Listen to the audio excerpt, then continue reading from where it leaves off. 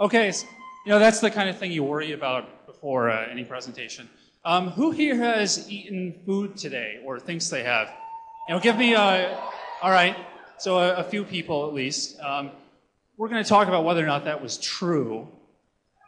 So my name is Dave Mulder, and I'm going to talk about eating real food. And Nick, you can go ahead and take it away.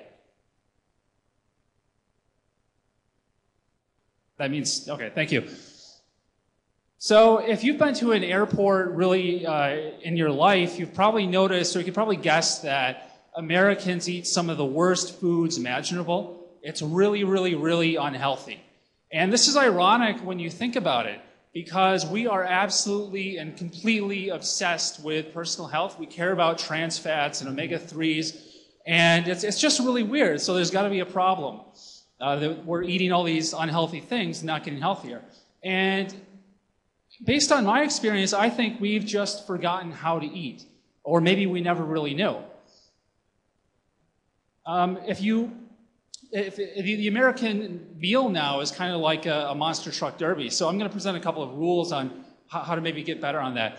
So rule number one, know your food. Take a look at the ingredients. If you're holding like a soda can right now, turn it around and look at the ingredients.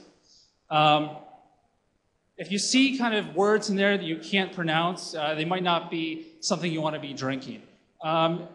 Just to illustrate that, this is what I call the ingredient game. Take a look at the ingredients on there and try and guess what it might be or what it might add up to.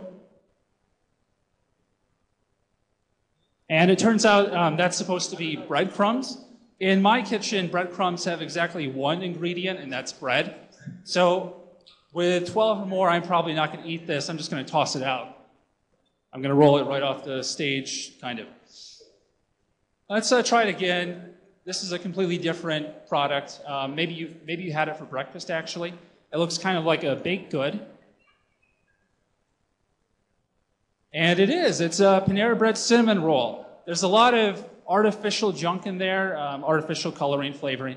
And I don't like that either, so I'm going to take my cinnamon roll and toss that out.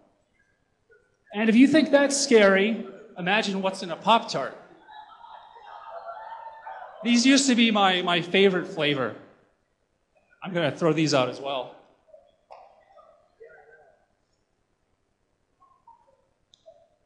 So that's if you're at the grocery store. If you're out to lunch or to dinner at a restaurant, you don't know. You don't have that luxury of the list. So don't be afraid to ask, and don't be afraid to leave if they don't tell you. That's rule number one. That's a kind of a long rule. Rule number two, buy organic. Not because it's organic, but because, thanks for the woos, but organic is really a shortcut for natural, real food. Anything organic is going to be real. Rule number three, avoid anything advertised on television. Doritos have a huge, huge, huge ad budget because their product is crap. And if you're a Doritos lawyer, please don't sue me for saying that. Rule number four, skip the high fructose corn syrup. You find it in everything. That's ketchup in that picture. When you see it in the ingredient list, that means the manufacturer was too cheap to use sugar. Just don't even touch it. Rule number five, eat only foods that eventually rot. Real food, like plants, it goes bad. It goes bad pretty quickly. If your bread lasts for weeks on end, it's probably not natural. Rule number six, cook for yourself and others much more often than you do. Maybe you already cook pretty often. But when you're in charge of the kitchen, you control what goes in the saucepan, what goes in the crock pot, and you can cook much better food. And rule number seven, if it arrived through the window of your car, it's not real food. And if you have a convertible, I'm sorry, you don't get a pass. So it wouldn't really be fair. I skipped ahead there. So really, I just want everyone to know that we are what we eat, and we need to pay a little more attention to the kinds of foods we consume. And it wouldn't really be fair if, to show you all this and not show you what I eat on a day-to-day basis. So I got a couple of examples here. This is a cheddar melt made with, that's organic ground beef, which means that it was humanely raised, the cows were humanely raised, and that's natural rye bread from Breadsmith. It's a delicious meal, really easy to make.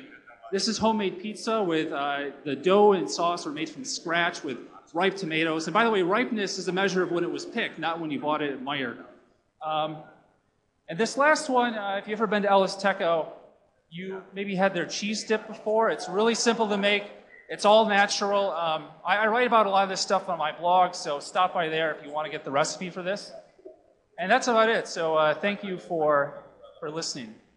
And sorry about the microphone problems.